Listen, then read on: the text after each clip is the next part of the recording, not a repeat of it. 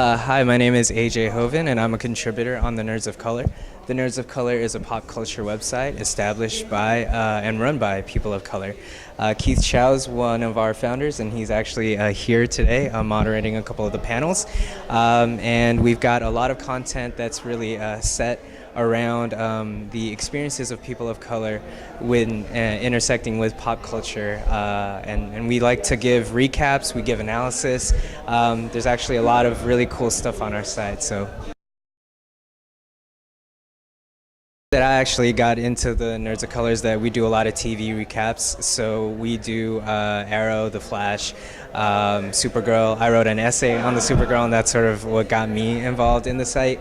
We do all sorts of other things too. I believe we've also done coverage on the Asian American Iron Fist hashtag, which Keith was one of the major people behind that, and just a lot of an opportunity, or we see it as an opportunity to interject different voices into the pop culture discussion.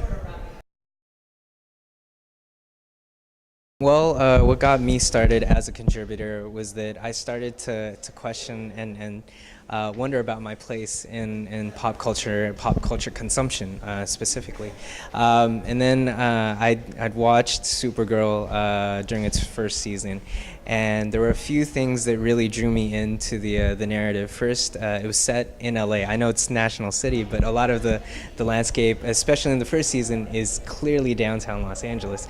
And then a lot of it was themed around immigrant narrative and sort of finding your way in this bicultural, bilocated kind of experience. And as an immigrant myself, and then growing up in the LA area, this really, really hit home. And so that was one of the first times that I was able to express and see myself as part of a broader narrative in the arts, and specifically inside of geekdom. So I'm Shequeta Smith. This is my graphic novel series, Rayven Choi. Rayven Choi is about a girl. She's 5 years old when she witnesses a hitman kill her parents. She's sent to Korea, where she spends 20 years there. She's adopted by a Korean family. She finds a clue her dad left in her teddy bear. Remember the Teddy Ruxpins that used to talk? Like the ones, the tape player in the back of it. So she finds the tape confession her dad left in her Teddy Ruxpin bear, and decides to come back to America to find the killer, and becomes a bounty hunter in the process.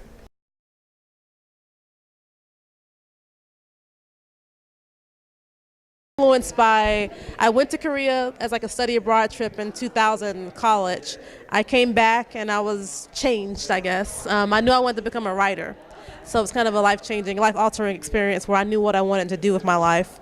They treated me really nice over there. I felt like family when I came back, and so I thought I can kind of capture that in a story. After college, I was reading all these books on bounty hunting. Like I was reading everything actually. I was just going to the library and just checking out whatever book. And so there was this book on bounty hunting that was really, really good. I was just like, well, this would be cool to kind of put a woman in there, because it was all men, of course. So I'm like, it'd be cool to have a woman do this. I started visiting comic book shops to kind of see what was out there, and I couldn't find a book with a black woman on it, or not by herself anyway. There was Heroes for Hire. There was just like a couple other books that you may see black women in, like Storm, or there was Black Panther. So I was like, I want to create something where it's a black woman on the cover.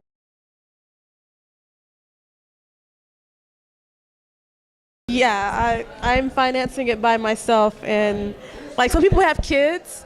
I have Rayven Choi. This is my baby. This is my baby.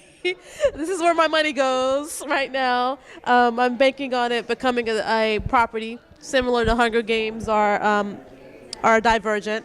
That's the whole idea, is to kind of make her into a character, into a superheroine. Probably maybe a quarter ways through book 3. I'm about to bring on a couple more artists from Indonesia to help me finish it and to finish the next couple of chapters.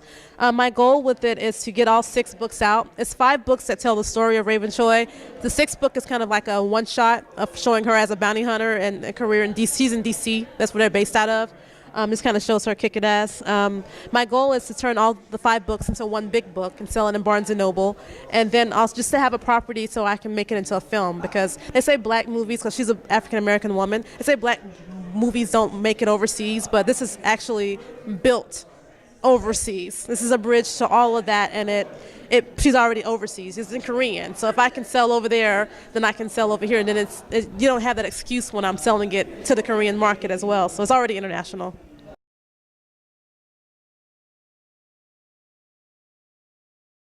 Pussy Kills, her brother actually wears it in book 2. He's just kind of a crazy character. It's kind of his personality. He wears stuff like that.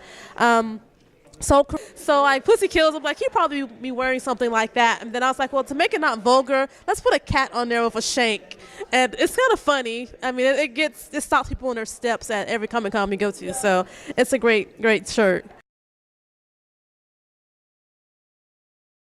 3 words. She's a nerd. You'll see that in the book. She's a nerd. She's a adventurer. And she is funny. You probably haven't seen that yet in the book series, but she's a funny girl. She has a sense of humor. Unlike some other superheroes that's so serious, she has a geeky side. So yeah. Hey, so I'm AC Esguerra. I'm an independent comics artist based in Los Angeles, and I draw 80 Days, a comic about queer Asian pilots in the alternate 1930s. Originally, I was really inspired by Porco Rosso, which is a great Studio Ghibli movie about aviation in the 1930s. And I got really interested in the history of aviation and the era. And as I was researching it, I read like autobiographies of pilots from the time.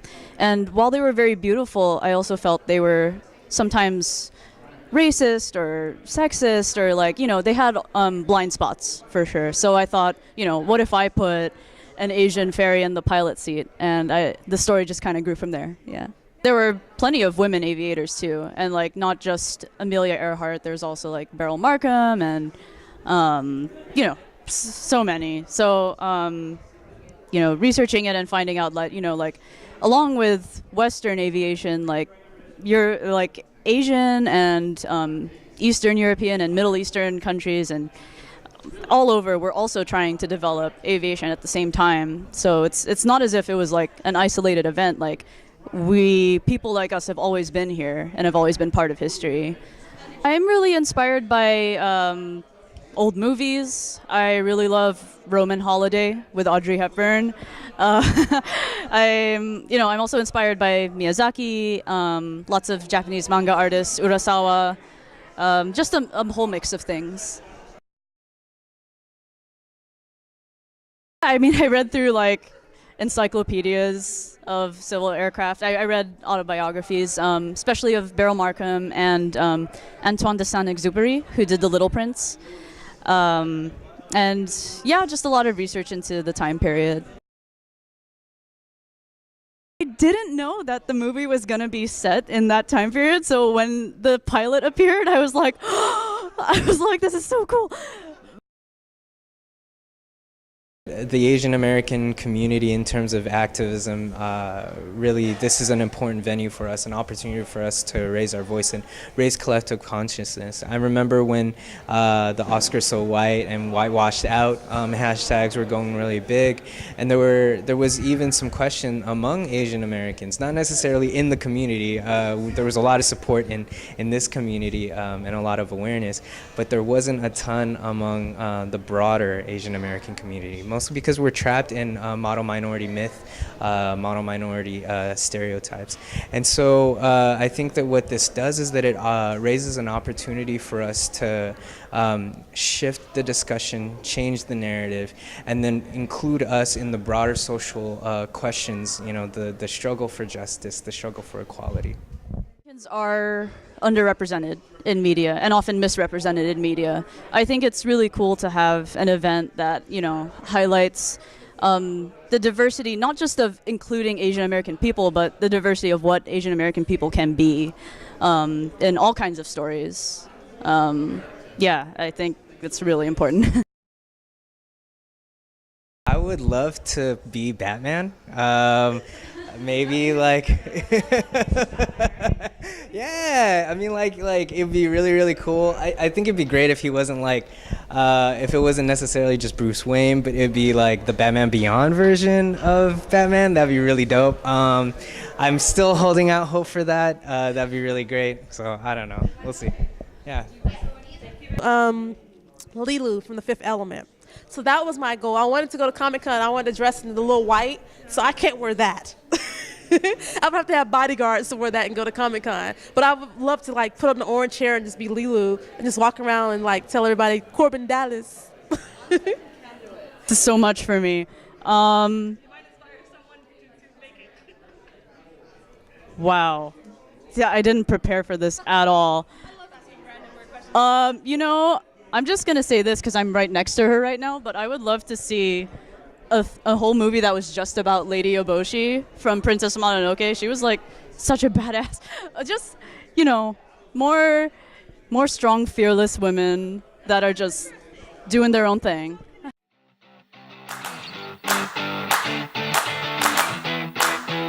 Audio Jungle.